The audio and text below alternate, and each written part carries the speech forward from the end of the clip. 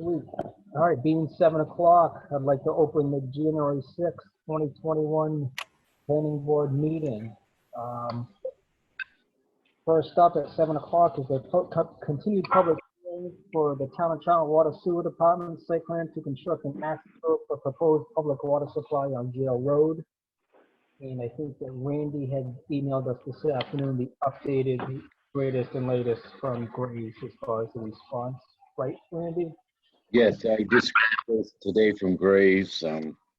So, I mean, they still have some outstanding issues there.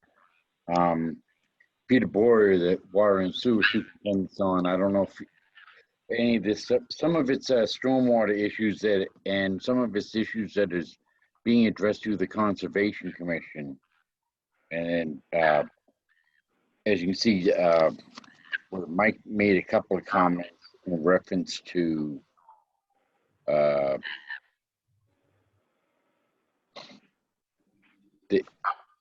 trying to find it now because I just got this today too. Issues with the neighbors as far as, you know, buffering and everything, but I mean, I don't know if the board has any comments on that or anything. And he had, one of his comments was concerns about where they're loading and unloading vehicles on the public road, but I don't think that was the intent anyways. Some of these comments I think are easily addressed. So, Mr. Chair? Yeah, go right ahead, Peter.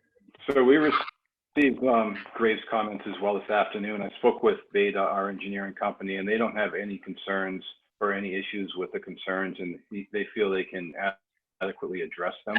Unfortunately, some of Mike's concerns that we need to get through conservation first to get him the answers he's looking for.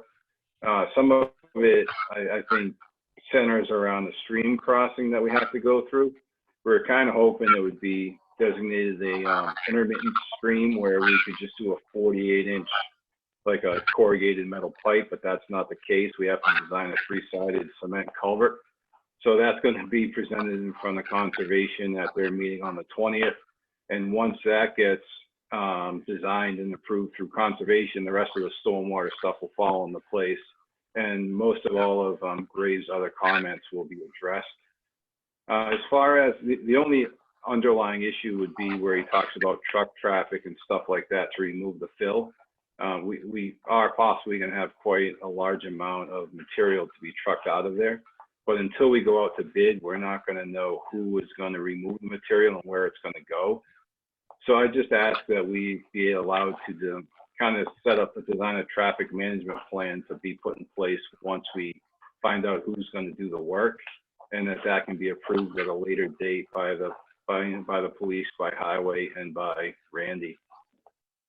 That way there we can, our main plan with trying to get the site plan approved is so we can get it out to bid and try and get an understanding of if that excess material has any value and what type of cost we're going to be incurring to get the site down to final grade so we can get in there and drill the wells and take that next step.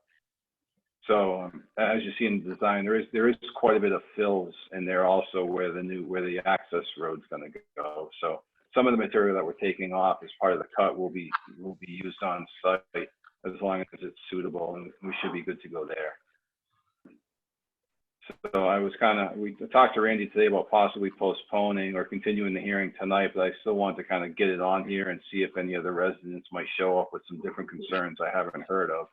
And again, luckily that doesn't seem to be the case. So with that kind of playing out the way it is, I was hoping maybe we could get some type of conditional approval that if all of Graves' comments are met after conservation, with conservation approval, we can kind of move forward with the site plan. And again, with that traffic management plan being put together after we go out to bid and get a company to come in and do the work.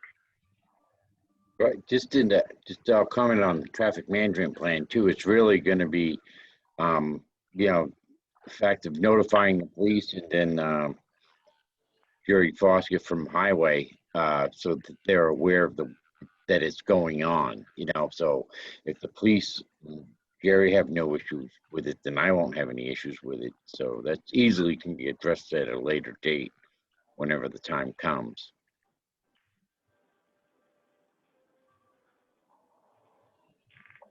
All right, that seems pretty reasonable going with that traffic control plan. Does anyone else from the board have any comments based upon Graves' comments at all? Maybe outstanding ones they came across with their review and his review?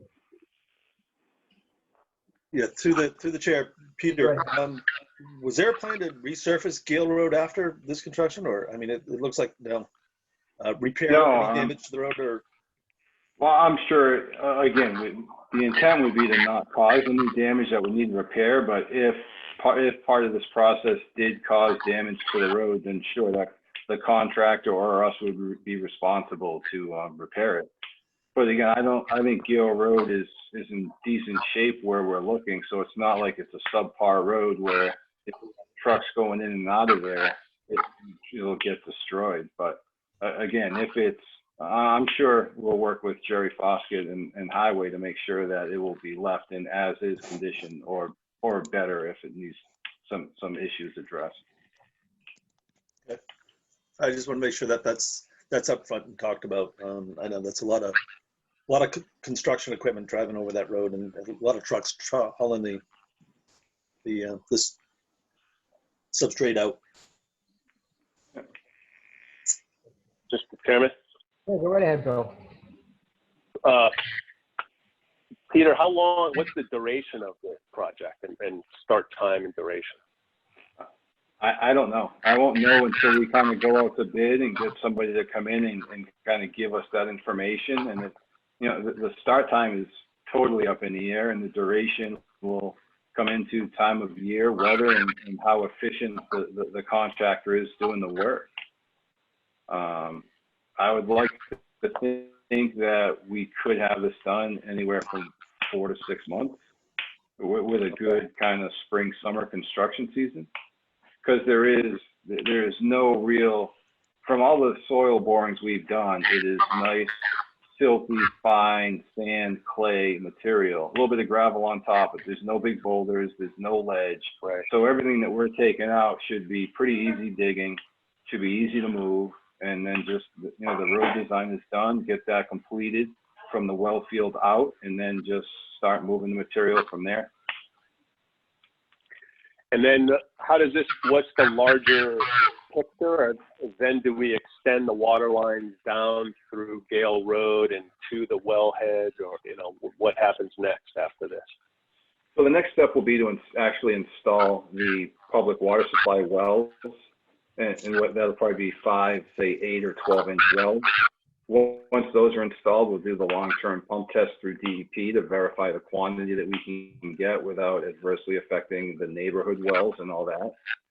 And simultaneously, while we're doing that, we're doing an analysis of what is the best route to get the water up to our current infrastructure. So we have a couple of different avenues, but we're going to try we don't have that route set yet. We have a couple of preliminary routes, and we're going to kind of do a cost-based analysis and see which one works out the best and has kind of the least obstructions to get done and move forward from there. Is there any storage tanks at this proposed site, the Buffinville site? No, the elevation isn't high enough there to warrant a storage tank. The only building proposed, again, would be what we would have to put up for a small pump house and whatever we have to do for treatment. And right now, based on our initial water quality samples, treatment should be fairly minimal, just to treat for pH and maybe a little bit of chlorine residual. So, and again, as far as the pump house, those are self-contained in a small, say 14 by 20 foot, stress concrete building, and runs nice and quiet, and you kind of don't even know it'll be back there. Mm-hmm. Is there any thought, are you guys looking at solar to power any of this while you're doing all the site work? We weren't trying to kind of clear that much property at this time.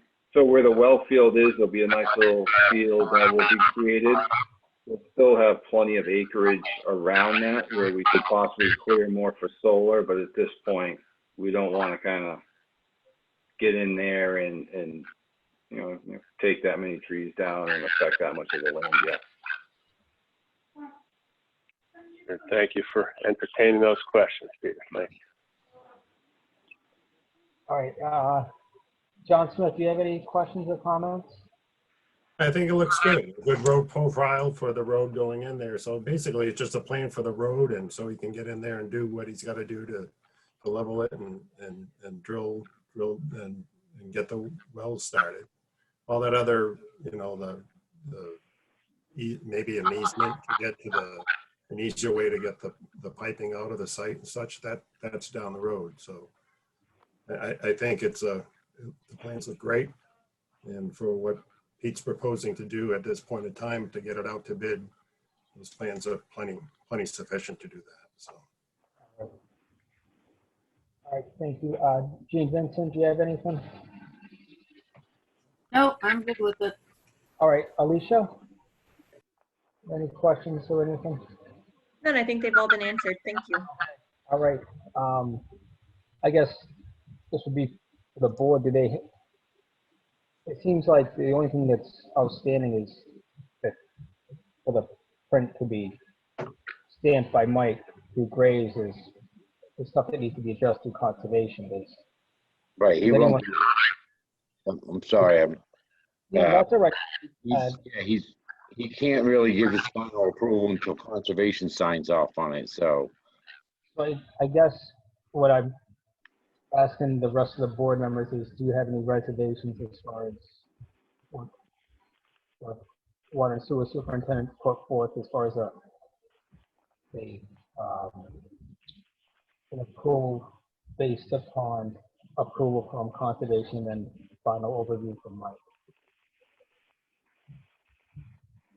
Do you want to condition it that way?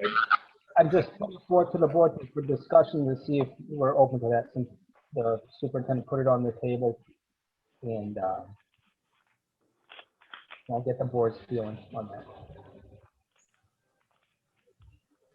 No, just from a scheduling standpoint, I mean, they're not going to just the way the schedule's working. They can't go to the Conservation Commission till the second meeting in January, which means they wouldn't be able to come back to us till February. And, you know, I would be comfortable. I mean, it's completely up to the board, of course, to just condition it on the Conservation Commission's approval, and then subject to Mike Andrade's final sign off after that. And then we'll also just add in that the management plan is work, you know, out with the police department and Jerry Foster at Byway to make sure that any issues they have when that time comes are addressed. And in the typical, we have to have a pre-construction meeting before they get started. So it's up to the board if they want to wait or John we Smith, put those conditions in as it is. yeah, you're gonna say something, John, as far as if Yeah, just to Randy's point and to Don's point, we could, for Pete, and when you do your RFP, you could put in a line that the contract, whoever wins this, they take a videotape of Gale Road and see what the existing conditions are, and at the end of the project, when they've removed the fill, they'll go and re-examine it, and whatever parts of the road is, just to give the contractor a heads up that they could put that in the price of their bid to repair any damage to Gale Road. So there's a few things as you write the RFP, you can throw in there to, you know, protect our interest without, you know, reinventing the wheel that way. Yeah, that sounds good. Yeah, I'd be comfortable with the way that things are now with the Graves approval and working that out. So if we condition it that way, it sounds good to me. I don't think there's anything else that the planning board needs to look at. Gotcha. All right. Anyone else on the board have anything else as far as any kind of fine with going forward with that? Bill, you fine with that? Yep, I'd make a motion for a conditional approval with that sequence of events that Randy rattled off there. All right, let's, I think we need, all right, so I guess we need to close the public hearing first if we're gonna, Yeah, we have motion to Okay. close the public hearing. Was there any other neighbors or anything wishing to speak? I don't see anybody on my list here that is somebody Okay. I don't recognize that would be a neighbor or somebody. I'll make a motion to close the public hearing. All right, do we have a second? Second. Okay, all those in favor, Gene Vincent, Aye. Alicia Jeck, Aye. John Clay, Aye. John Smith, Aye. Bill Fontaine, Aye. Ross Lemansky, aye. All right, it's unanimous. All right, and Bill, did you want to put a motion for as far as? Yep, so make a motion for conditional approval for the Bufferville Wellfield Access Road. Based on those conditions, I apologize, Randy, but you had a great sequence of events and a list there. You want me to list them just so you hear them, or? Just the approval of Conservation Commission, final sign off from Graves Engineer, working a traffic management plan with the police department and the highway department, and then pre-construction meeting prior to the start of construction. All right. And I will also add, with the traffic management, recommend video to be taken before of Gale Road before work starts. We'll make that recommendation in our approval. So I'll second that motion. All right, all those in favor, Gene Vincent, Aye. Alicia Jeck, Aye. Don Clay, Aye. John Smith, Aye. Bill Fontaine, Aye. Ross Lemansky, aye. All right, thank you very much. Thank you, everybody. Appreciate the help. Yep, thank you. Thanks, Peter. Thanks, Thank you, Steve. Peter. Thank you. All right, moving on to 7:10, continued public hearing for Landro Realty LLC, Treehouse Broom Company site plan modification to original site plan approval to construct a 6,000 square foot equipment and maintenance building at 129 Sturbridge Road, also known as Route 20. All right. I think we have a fresh Graves report on that as well. right, this is I mean, their engineer here to speak on it. One of them is the waiver request for parking, which Mike Andre wasn't aware that it's already, the reduced parking in the zoning bylaw was actually already at fall town meeting. So he's already addressed, that's already been addressed, because he's saying he didn't know what the status of was. It if you look under zoning bylaw review #1,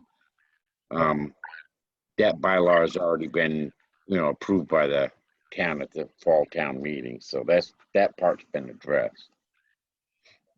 Oh, And then there seemed like there was only 2 items on here, which was #6 under drainage, and then #7 under drainage. And I see their engineer, David Feiss is here. I don't know if you want to comment to those, David. Hello, how's everyone tonight? Good, how are you? Good. Yeah, just briefly, I know looking at comments 6 and 7, they both just have to do with the small stormwater basin outlet, where we're using 6-inch riprap on the outlet. Based on our calculations, I know that riprap size is actually adequate for the 100-year storm if needed, but one of them just, he wants us to specify the depth. And then #6, he was just recommending possibly just putting in like a small concrete weir, which wouldn't be an issue. It'd definitely be easily addressed, even though I do think the riprap size would be more than adequate, because we're not talking a lot of flow. It's really just that small parking area and the roof drains from that 6,000 square foot building. okay. Thanks, Dave. I mean, I think there was just a couple of pages that had to be stamped, so these are like just a few small items that just have to be addressed by Graves.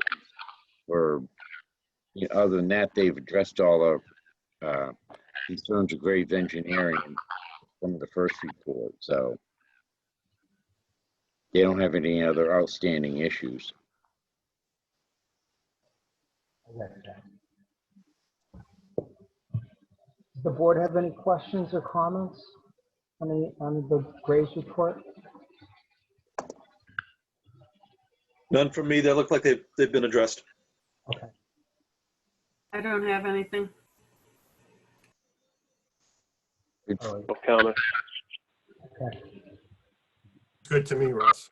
Okay, all right. One question I have, and it doesn't have to do with this. It's only, and I don't know if it was from a previous modification that Treehouse did, but I noticed that they don't have their sign out front on the road. Randy, maybe you could answer this for me. Was that part of the driveway reconstruction opening?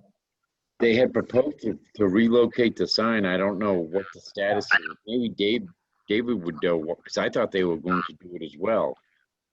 Yeah, actually, that's what I'm not sure where it is in the process. I know just probably with the COVID stuff, I know they've been focused on other stuff, but I guess my only question to you, Randy, is just, I'm only talking about a safety issue because over the past 2 weeks, only because I do some snow and salting stuff in Brookfield, and I go by there multiple times, and I notice that they don't have a sign, and I just think it's a safety issue, possibly.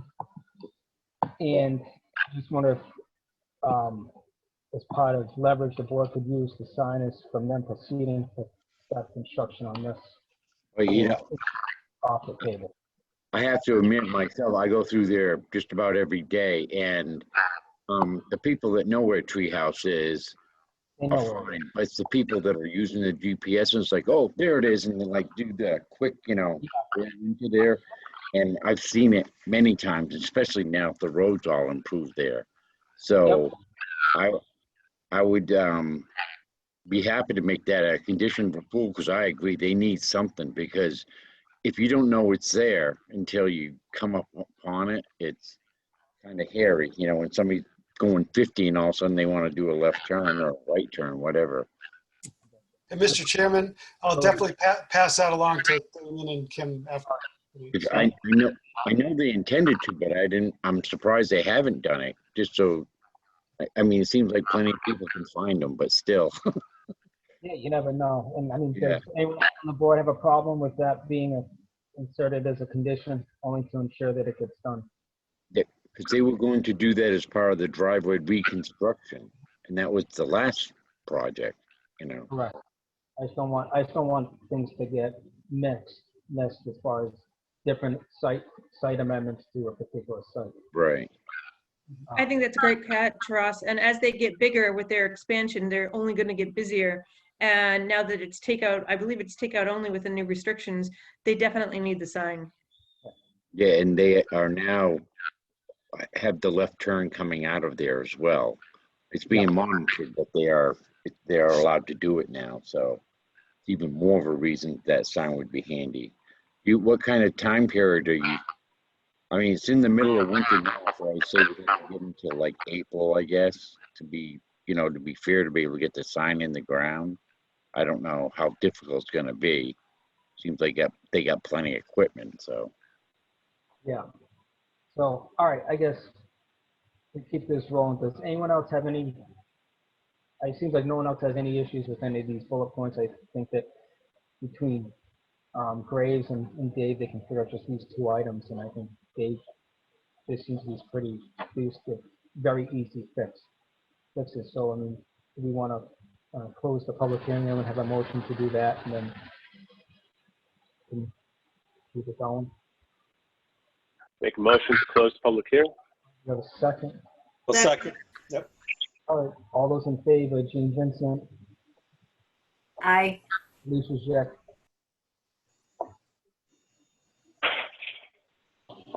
Oh, Lisa, you're on mute. Right. All right, aye. That's all right.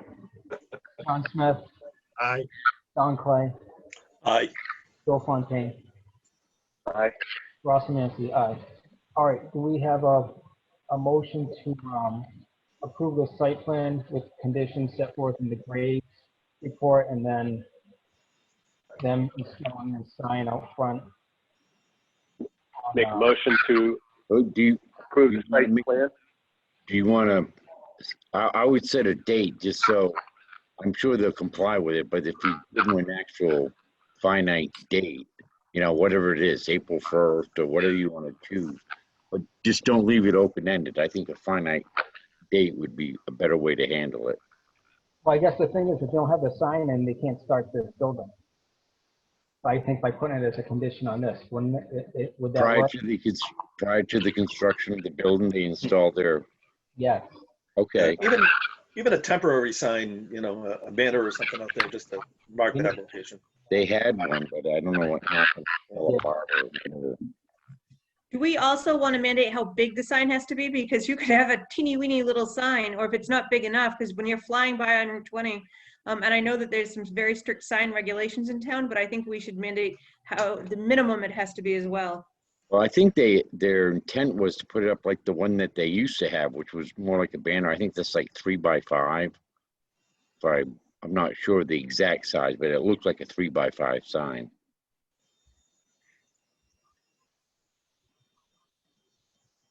We can say install entrance sign of at least 3 feet by 5 feet. Because I mean, what's the sign bylaw? Nothing can exceed, without a permit, 32 square Right. feet by 4. I mean, is that just, Yeah, not up to, but not to exceed, or at Yeah. least, but not to exceed. so you don't get into that sign. Right.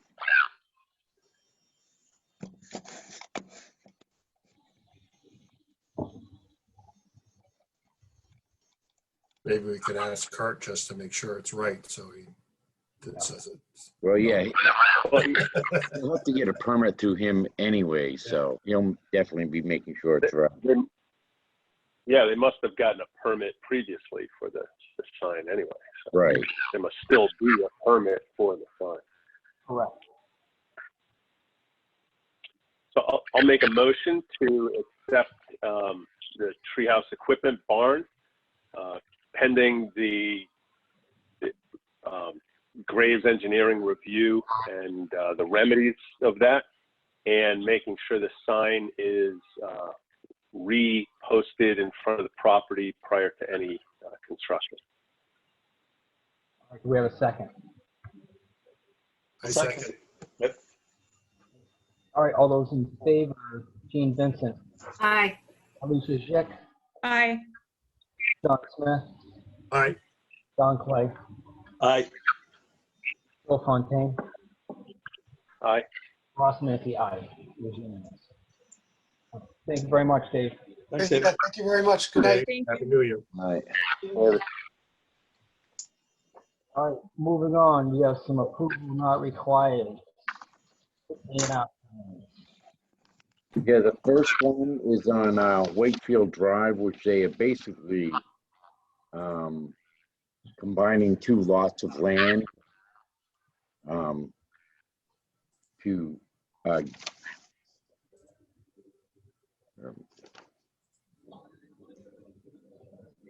they're combining 2 lots of land that abut each other to make one larger lot on Wakefield Drive. The one lot is a semi-vacant piece of land. It has a shed that's like right on their property line, but now since the property is going to be merged into one lot, the shed will be on the property in question. Okay. I think the intent is they want to do this because they want to eventually do an addition on the house here, but they need that extra room to be able to add on, if I remember correctly. All right. It's pretty straightforward. They're just adding more Yeah. into land Yeah, and they said non-conforming because it's sitting right on the property line now. It'll be inside the property, so. Now, did they move the line or did they combine two lots? They're gonna combine two lots, so that line with the dash line with the Z through it, so to speak, that line will be removed so that that small chunk of land and then the larger lot with the house Okay. will be combined into one lot. So that looks like it was an unbuildable lot prior to that? Yes. Okay. All right. Yeah, that's no problem. They gotta straighten that lot line out back there. That looks like a little 2-foot discrepancy on the whole thing back there. Yeah, it sounds like when they surveyed, they found out a little discrepancy there, so they're moving it over. Probably a surveying error from years ago, or Guesstimate. Yeah. All right, anyone else have any other questions on this A&R?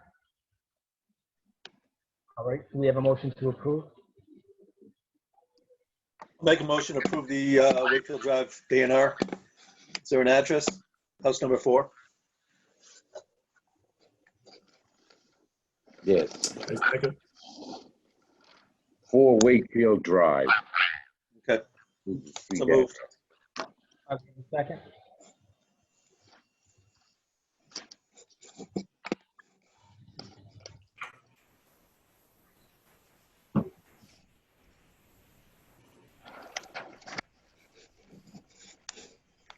All right, I'll second it. All right, all those in favor, Gene Vincent, Aye.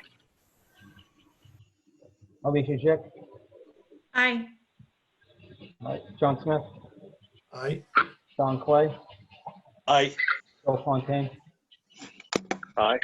Ross Massey, aye. All right, moving on to the next one. For Robinson on DFI. Yeah,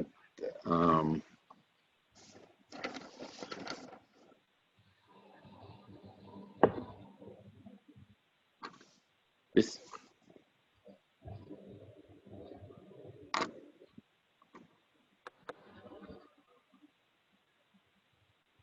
Did I not send you the one for Deer Run? Yeah, I don't know if I have that. Oh, It was all in the same PDF. Was it? Okay, all right, so maybe it's the next page, gotcha. Yep, there we go. Is that it? yeah, this is it. You're on? Okay, Okay. thank you.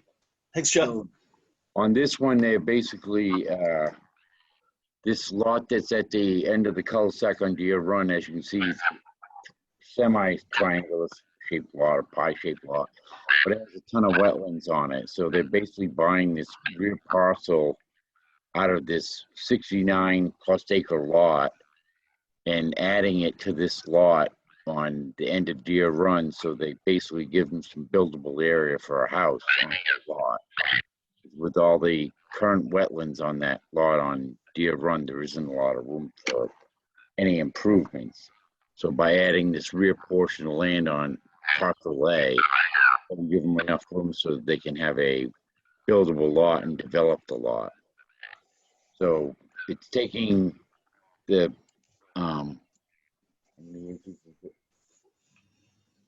yeah, 3.5 acres on parcel A out of the 69 acres and adding that to lot 22 on Deer Run Road.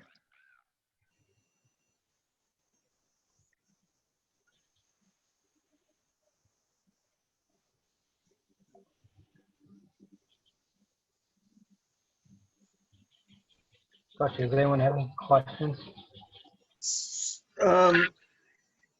Yeah, okay. Where's, do we have a building that's going on here, or? Nothing yet. They haven't proposed anything. All right, They okay. have proposed, if you look at the lot 22, they're gonna have to go to conservation for this, but they have a proposed wetland crossing where they're trying to bring in a driveway. But they're going to have to go through conservation to accomplish all that. Yep, they're just combining the two lots. That's fine. I don't see any At issues. this time, they're just combining the two lots. With all the wetlands on there, it's going to be a difficult one to build, I would imagine. Yeah, And it is a reduced frontage lot, correct? right, yeah, and so they're ending up with a minimum of 5 acres, which is what they need to have a reduced frontage Yeah. lot. Gotcha. Okay. Okay. Yeah, they'll just have to work out with Kurt where the driveway's going to go or our house is going to go. I guess it's under 600 feet, so they should be okay. Yeah, okay. All right, any other comments? It looks pretty straightforward. Do you have a motion to approve? Motion to approve. Make a motion. A&R on Deer Run Road. Is a lot number or? Oh, Yeah, lot 22. yeah, it's combining lot 5 with lot 22 with lot A, which is the final lot number will be lot 22R, Deer Run Road. All right, do we have a second? Second. Second that. All right. All those in favor, Gene Vincent, Aye. Lucy Chick, Aye. Don Smith, Aye. Don Clay, Aye. Joe Fontaine, Aye. Ross Laninsky, aye. All right, it's unanimous. All right, we're on to other business. And I think Randy had sent us some correspondence from Graves after the rainstorm. Yeah, we had got contacted, or actually it started with the Conservation Commission from the storm on Christmas Day. And one of them was 4 Sturbridge Road, where they are building the self-storage facility. And they're in the middle of construction, and what happened is they had built a temporary detention basin, but they're in the middle of constructing the permanent detention basin, and with all the snow melt and all the rain, it overflowed the detention basin, went across, is it South Sturbridge Road? That little short piece that comes out near? Old Southbridge Road. Yeah, okay. It came out there and crossed and puddled in the road, and then the highway department and dug a path to let it run off into the brook there. Someone called the DEP, so of course the DEP got involved, and they are in the process with we had a site visit out there, the conservation agent, myself, the engineer for the applicant, and Mike Andres and everything, and they are working out a plan. They addressed the issues to put in better soil erosion prevention measures. But they do have some issues that they now have to address with the DEP because they got involved in the project. So they are working on it, and I mean, literally just last week we dealt with this. So, but they are working on it. So I think it will be resolved. Now, question, Randy. I know it was up in the air because didn't the applicant want to tie into the DP, the state highway catch basin down below there rather than making that basin? Is that still up in the air, where they're still waiting to hear back from Mass Highway? They On that. haven't got a final approval of whether they're going to be able to do that or not yet. All right. I mean, yeah, they're getting ahead of themselves. This is what's happening. Yeah, I mean, Either way, they're designing it so they'll have it addressed one way or the other. Right in front of you at the top picture here, that's where the basin's supposed to be. And they've been slowly bringing the grade down. And actually they were out there today actually digging the hole for the basement, because then they have to put like a clay liner in, to hold the water. So they are working on it, and knock on wood, we don't have any significant rain events like that again before they finish, because that was unusual between the snow melt and the amount of rain we got in a short period of time. It was just, an unusual situation. it was extreme. So I know that someone did send me a picture of that, what Old Southwick Road looked like that day. Yeah, they were, unfortunately, some highway department, Jerry Foskett and a couple of his crew had to go out there and, because it flooded the road and all the lawn area beside the road, so they've dug down so they have a little more room to hold water in their existing basin, plus they put the silt fencing and soil erosion measures were not even remotely adequate for the job to hold back that kind of water. So hopefully there won't be a repeat of it before they get it done. Well, let's hope not. As I say, this is the second time they've had that problem. Two Yeah, big rains. Yeah. Yeah. So, all right, then there was another one as well up on Jennings. The DEP was brought in again, as well as yeah, conservation. and this has actually turned to a mess. This has nothing to do with the here, well, yeah, as you can see with the storm drains, when we were out there, he doesn't have any silt bags or anything around these catch basins, so all the water, because there's a lot of bare earth up there where they're building the houses, and it all washed down the road. So he's got to clean out the catch basins and everything and put some silt bags around there to prevent any runoff of the silt runoff into the basins, because now they got silt in them and rocks and everything else. But come to find out, on top of all this, because again, I think it must have been somebody on this road, but they called the DEP, and coming to find out, the consent order that the DEP had given them to build ran out years ago. Mm. So the DEP shutting them down until they get a new one. So I mean, really nothing that it's above the town, now as far as dealing with that, but the owner's going to have to deal getting his consent order to either renew, extended, or have to apply for a new one. However, the DEP makes them handle it. I don't think it's the end of the world. And when we were out there, none of the washout or anything affected any wetlands or anything as far as we could see. So I think he's okay, but it's just something he's going to have to address. Is that something we need to check for when we do our subdivision renewals? Or is that a different process completely? Well,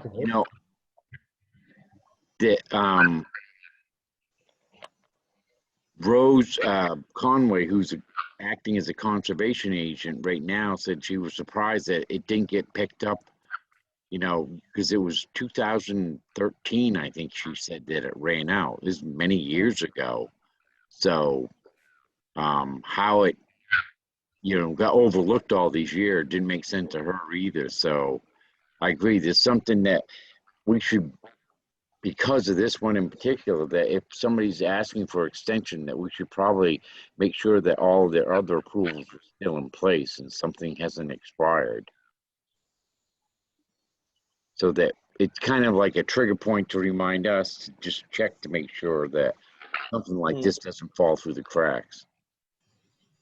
Forgive my naivety, but are these files held electronically, or are they held by paper? And could we cross-reference ongoing projects that we know have not been completed with their approval dates, and maybe catch some of these that might have already expired and do a cease and desist? Or would that be more Kirk's purview? No, it's actually conservation's purview. That's the problem. There's not good communications with conservation. We don't get a copy of their paperwork. They get copies of ours, but I think we need to start getting copies of their paperwork so that we are aware of what's going on. Because I give a copy to everybody, whatever approvals we get, so they are aware of what we're doing. But we don't necessarily get that in return. And I think we need to, because this is a classic example. Had we known, I think even the property owner, he didn't even realize it expired. So it's kind of in everybody's best interests that we all stay on the same page, that we get a copy of their approval as well. Well, maybe on a condition of granting a reapproval going forward, if we ask the builder or the developer to give us a copy of the conservation report so that we know that it's still good. Right, I agree. Through the chair, Go right ahead, John. both these projects do not, they required a NIPDES permit and a storm SWEP.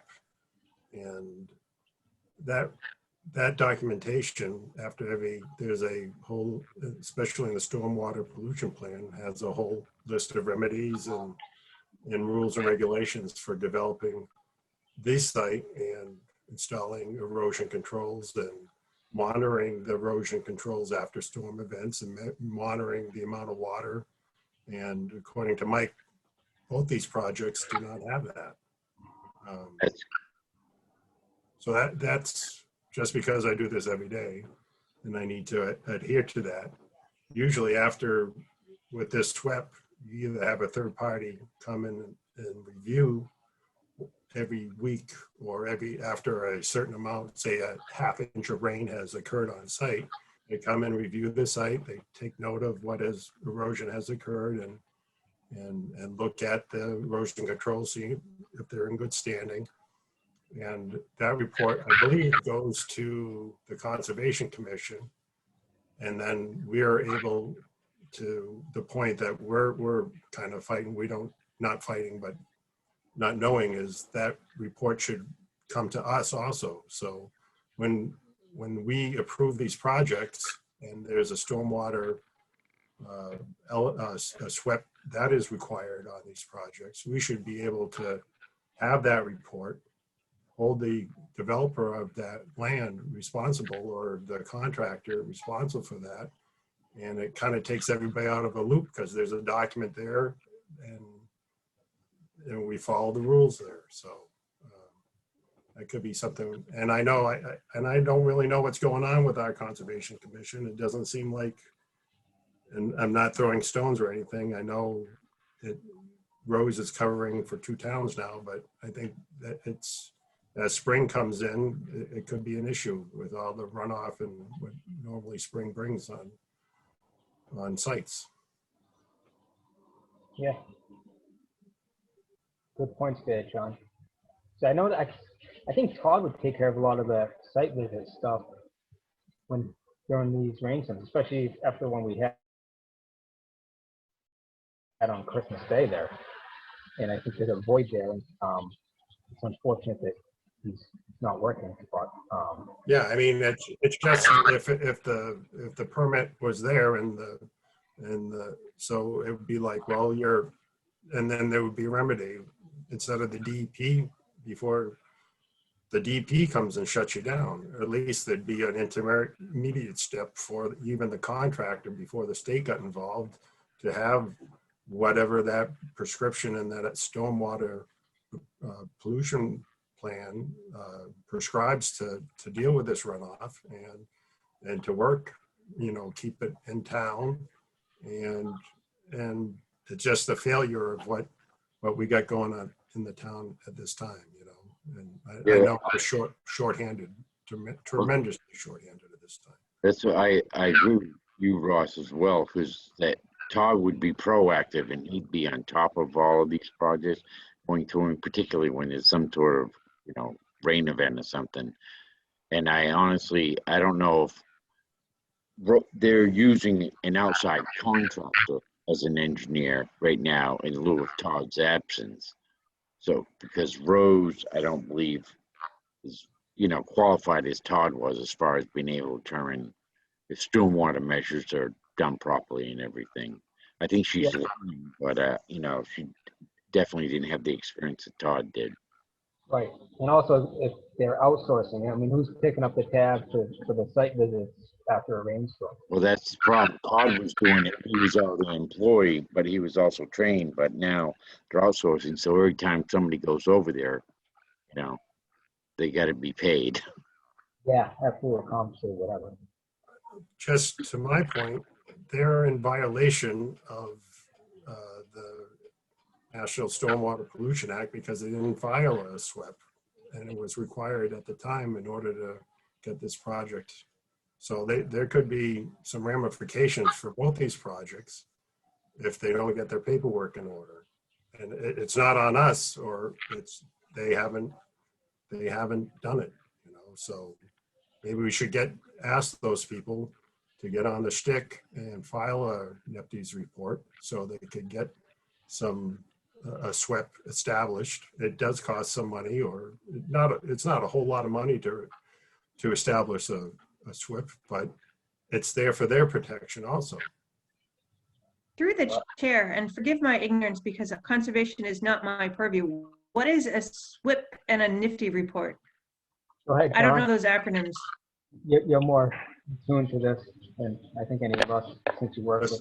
A SWIP is a stormwater pollution plan. So a stormwater plan, meaning that it's a plan that NEPD's, you do a survey of your site to see if your discharge on your site, the water that's leaving the site, will affect a local or a nearby water source, and kind of the thumbnail sketch of that. If it does, then the federal government requires you to come up with a plan on your site, which is a SWIP, to deal with this runoff coming off your site, and to have it monitored, and to have remedies prescribed in that plan if things fail due to a 100-year storm or such. So it's a document, and then there's a report at the end, and usually after every week or every rain event of a certain amount, usually a third party, and it's up to us if we would allow, I think it's up to us, we would allow a third party or the contractor themselves to go and inspect their erosion controls on site to make sure they're up to snuff. And if they're not, they need to get them back installed in order to comply with the NIPD's permit. And what is a NIFTY's permit? Sorry. It's a national, NIPD's, it's a national pollution, it's an acronym. I will look it up for you, Alicia, but it is, if I'll give a second, I'll go online to get it, but it's through the federal government. So they do it, what you do is you go on site, and it's a 20-page essay that you fill out your site. Is there endangered water, endangered species, an Indian habitat? There's a whole list of things that is including this permit, and it's a checklist. It's almost like an orders of conditions. And if any of these items fall in this checklist, it triggers that you need a stormwater permit on that site. So. Right. So don't they have to do that in order to get their consent order? If it's a project that's large enough that, as you said, Yeah, John, they should. Yeah, I don't have to get the consent order. So I'm new on this end, so I don't know why, not new, but I've always assumed that who reviews that? Is it Todd or the Concom? Is that kind of as the plan travels through the town hall and we all sign off on it? It's like we have a checklist of, is everything, according to Hoyle, so we can go to the next level and such? Yeah, well, that's the thing. Concom does sign off on it. The problem is we don't get a copy of that, so we're not even aware of when it expires or anything like that, or how it's being addressed, because they sign off on it, which is unusual, because then actually Graves Engineering and our place is actually in charge of stormwater. So it's, Todd would handle it much more before, but now that they're using an outside engineer, they don't really deal with the stormwater. They just deal with, water issues and wetlands. And so we really need a copy of that consent order or whatever they have prepared, so that Graves is aware of what is, they're required to do out there. Because Mike Andrews, I got to give him credit. He knows what needs to be done, but he doesn't get a copy of that report, of that consent order, which is, I think, something that we need to start doing, getting that from the Conservation Commission, so that Mike Andrade has that in his possession, so that because he's very good about staying on top of stuff like that. So I think if we share that information with him, you know, in lieu of not having Todd or somebody else that, yes, it's going to cost the applicant money, but I don't know what the other solution is, but somebody has to stay on top of it. So, Can I, if you don't mind, I'll give you a typical scenario, what goes on with this permit, if you want to hear the contractor end of this. So we're developing site and tremendous rainstorm happens, and there's a discharge like these rainstorms like Ralph had. There's a discharge onto the roadway or into a wetland. So it's like, oh boy, we need to get the third-party engineer that has the SWIP would come and review what's going on. It's like, well, and they write a report. They write a report of what has failed, and they give it to Concom. So, and they said they usually get, I think we have 72 hours to remedy that situation. So the contractor has 72 hours to go in there with the remedies prescribed in the SWIP to either reinstall the erosion controls, clean out the wetland, usually with a shovel and a bucket, and to try to restore the areas that were impacted back to what it was originally or close to it. If you do not comply with that, the town has then a remedy either to shut you down. This is even before the DEP gets into it, to shut you down because of lack of compliance with your SWIP or not. Because not only you didn't comply with the SWIP, but you're in violation of your NEPD's permit. So that's the juice that's behind that permit that the town, and it's really, it takes the town out of the loop because they needed to do that to get to build that project or operate on that piece of land. so their engineer would actually go out and review whatever may or may not have happened in the storm event. Okay. Yeah, and to anybody that's building that or knowing that, it's a cost that is incurred during the development of the project, and they should realize they need to have that money allowed for to either to deal with these issues or to hire somebody to monitor these. So just I have a quick question. Is this normally the responsibility of the town to make sure that happens? Or is it the onus of the developer to make sure he does that, and all any issues that come up for failure to do that go back on him? But is it the town that needs to require that? Is that normally what happens?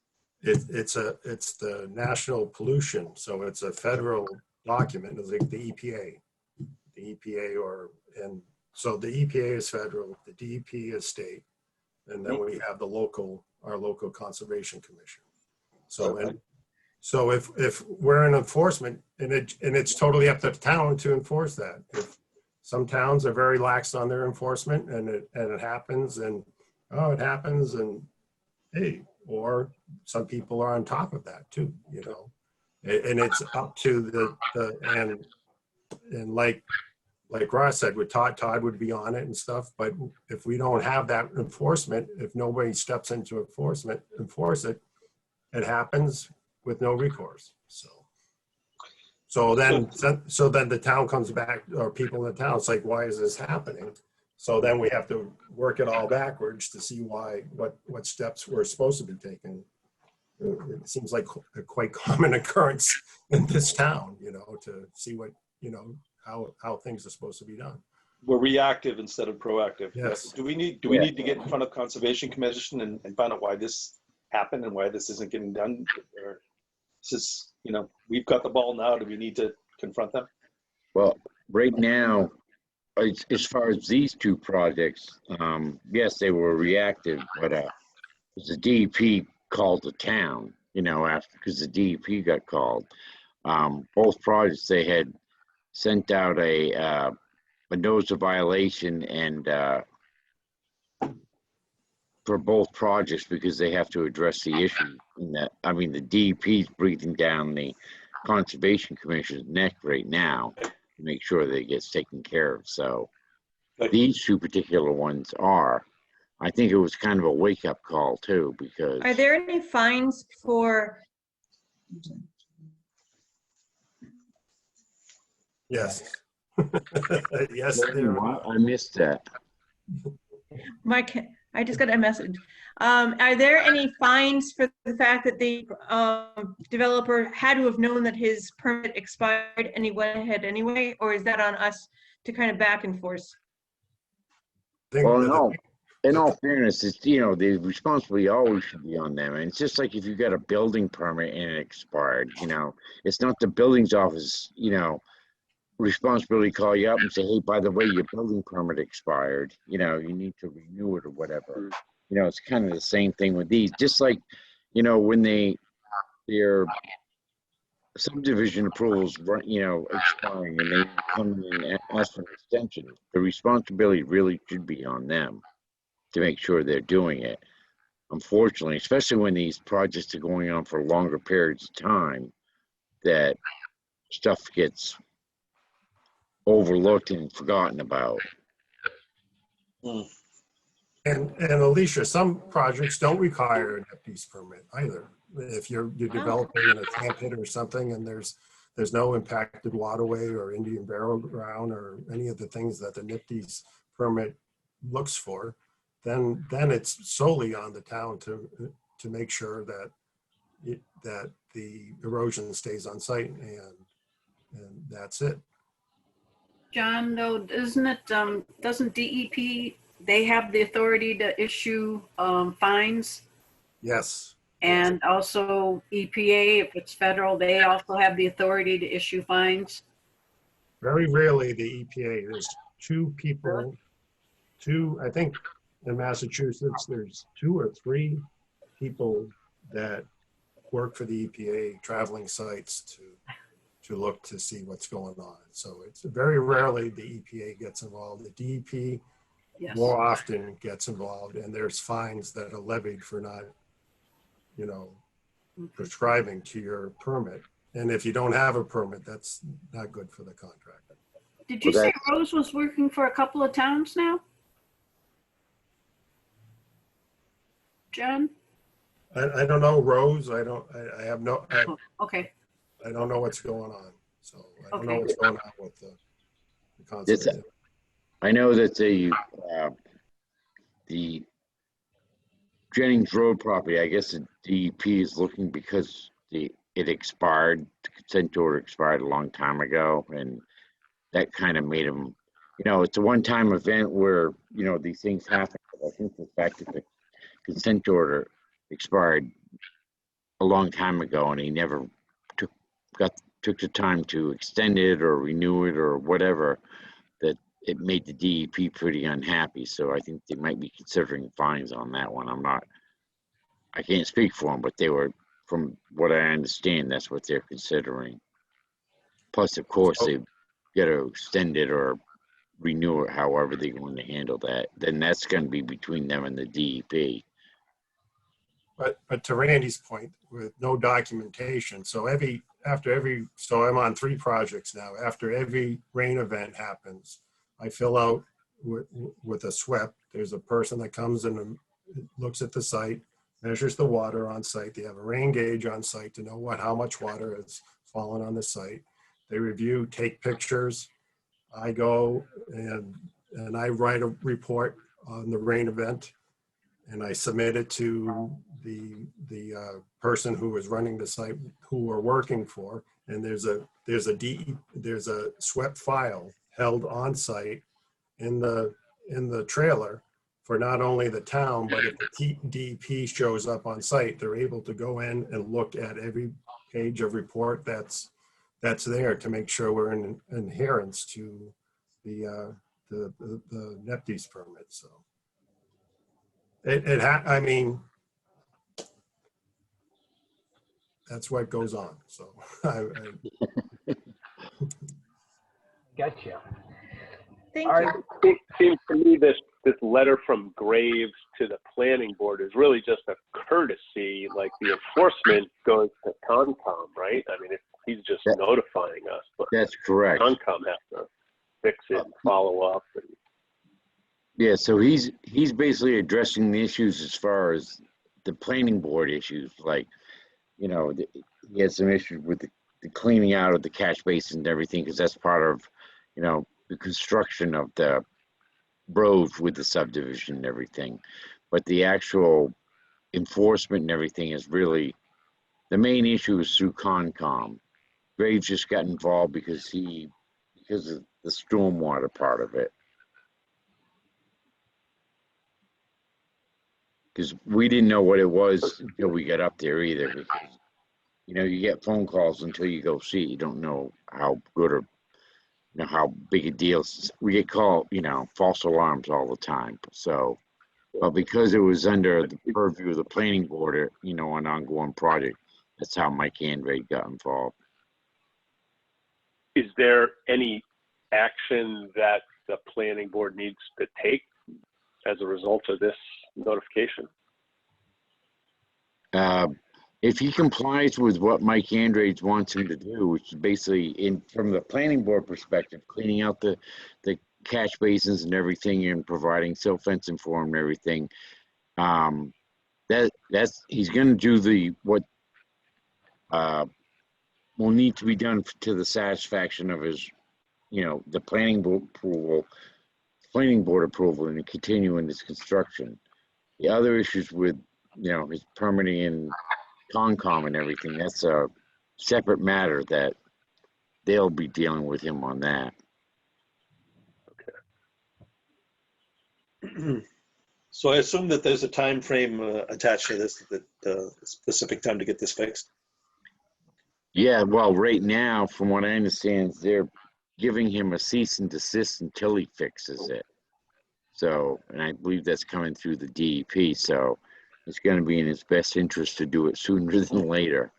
Because now that he's on their radar, you don't want to be on their radar. And once you are, yeah, they're going to be watching. So, Alicia, it's the National Pollutant Discharge Elimination System. Thank you. All right, I would think going forward through the chair, Ross, if we could have, when we get our Concom people straightened out and what's going on, it should be, if there's a NIPD's in a storm, a SWIP associated with that required on these sites, we should have documentation sent to us that these reports are being filled out. So we know what's going on site. I think. Yeah, that makes sense. More of a transparency between offices as far as paperwork goes for development. That makes sense. And I'd go a little bit further than that and say we need to put a check into our approvals and our continuances or renewals of subdivision plans to make sure that information is updated for the duration of whatever we extend it. right. I agree. For any future proposed projects, I think we should demand to see that as well, or require to see that as well, because there's nothing confidential. I can't imagine there's any confidential information in a conservation report. So there's no harm in just sending it to us. Correct.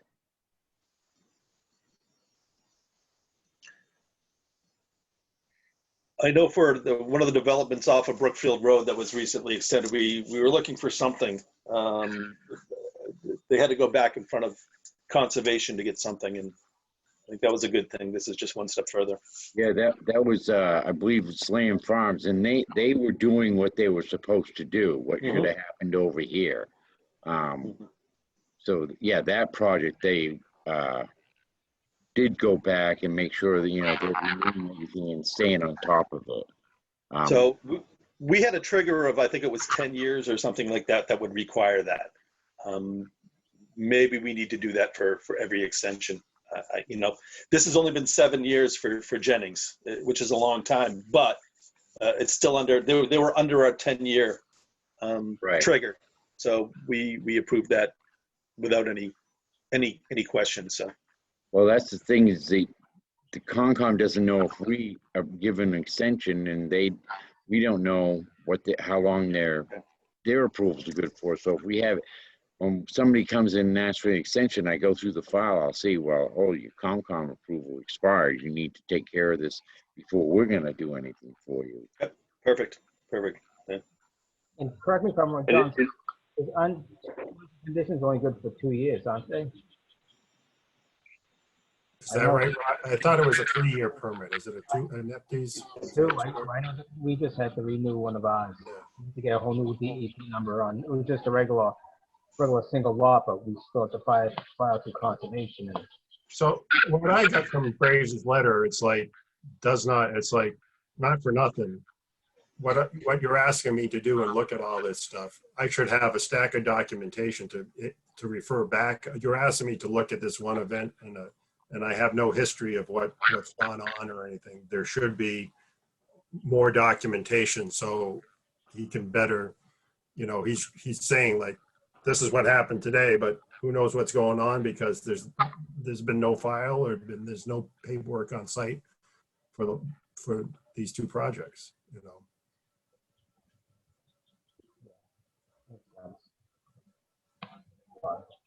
All right, Randy, is there any other business that we had come up the last time we met? No, I just, so everyone's aware, the meeting that we were going to have in December with the ZBA, EDC, and us, CMRPC, we're going to be having that at the beginning of our next meeting. Various people couldn't make it through for the meeting in December, and the new EDC wasn't fully assembled yet. I think they have a kickoff meeting on the night before our next meeting, actually, from what I understand. So, so we decided to put it on our January 20th agenda. I've already confirmed with Ron Barron that he will also be at that meeting. So, and the ZBA will be attending. So, How much time do we have set aside for that? we can set aside as much time as we want. We have a couple of, at this point in time, a couple of small items to take care of, but they're all like, 5 minutes worth of stuff. So we don't have any like big applications or anything at that meeting. No public hearings or perfect. No, nothing for that meeting. No. Okay, perfect. It's going to be a planning party that night. Yep.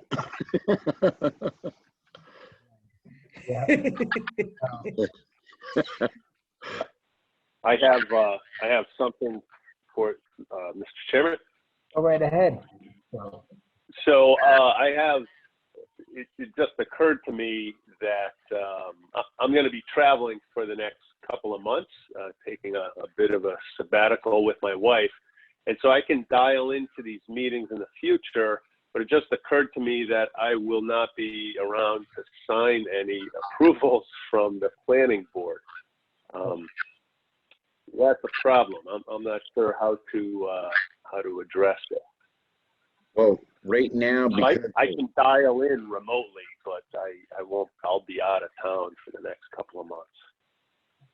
well, as long as we're continuing the Zoom meeting route, which sounds like it's going to be for at least a little bit longer, you won't have to sign anything. There's going to be a meeting one day that we're going to have when we can actually get back together in person, that we're just going to have to go through and ratify a ton of A&Rs that we've been dealing with over the last 9-10 months.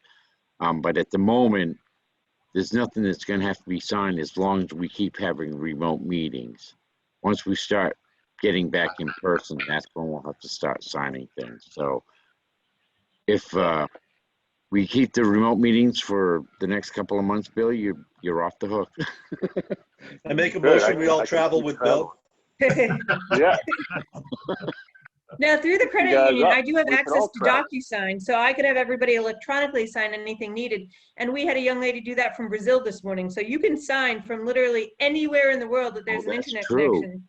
So if you need anything signed, I will volunteer to get that done.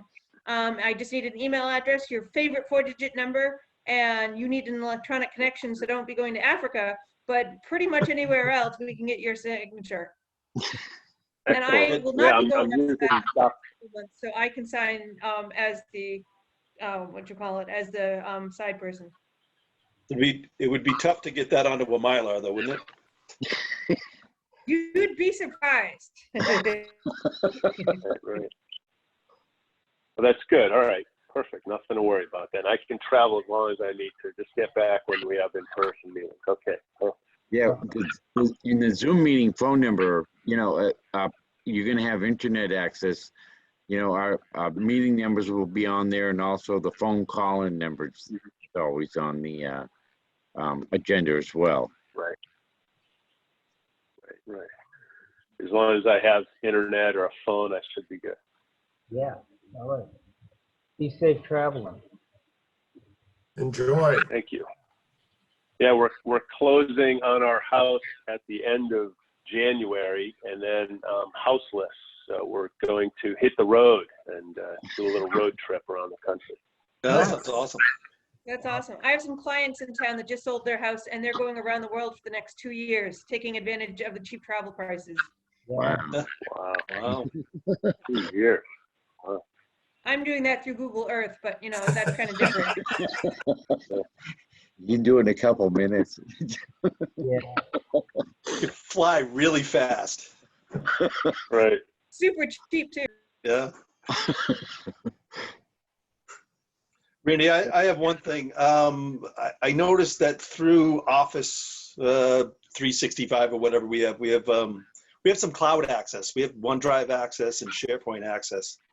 I was going to create some filers and some folders and give some access so that we can store some of these documents weekly or per meeting, so that we can go back and refer to them as individual members instead of going through old emails and things like that. If that's helpful, people think that would be helpful. I think it'd be very Work helpful. on setting it up. Okay. Perfect. Thanks, Don. I'll work on setting it up, and I'll stop in sometime and I'll go over with you and how to take care of things and that, but I can get it all set up, ready to go. Oh, yeah, So- and actually, just as, by the way, we're finally getting the website figured out for the planning board page on the town website, which has been an ordeal and a half. But yesterday I was able to put the survey on the website. I now enable to get onto the planning board page on the town website, so I can post, new projects and everything like that. Because I'm anticipating that we're going to start a project on the big warehouse distribution center next month. They're actually at the Conservation Commission tonight, and so I think that might generate a lot of interest. That I want that particular application to be put on our planning board page, so that any public interest in it, they'll be able to go on there and see everything, just as was done with VGG and other larger applications. And also the survey is finally on there too, as of yesterday. Okay, good, excellent. They had to separate it out too, which the IT department separated out the names from the rest of the survey, so we didn't Good. post any of that information on there. It's just the survey itself without any personal information. Okay, perfect. All right, is there anything else? All right. Do we have a motion to adjourn? Make a motion, we adjourn. Second. All those in favor, Gene Vincent, Aye. Lisa Jeck, Aye. Don Smith, Right? Don Clay, Aye. Phil Fontaine, Aye. Ross Massey, aye. All right, thank you very much. Everyone have a You great. guys have a great week. Thank you too. See you, everybody. Thank you. Good night. Night.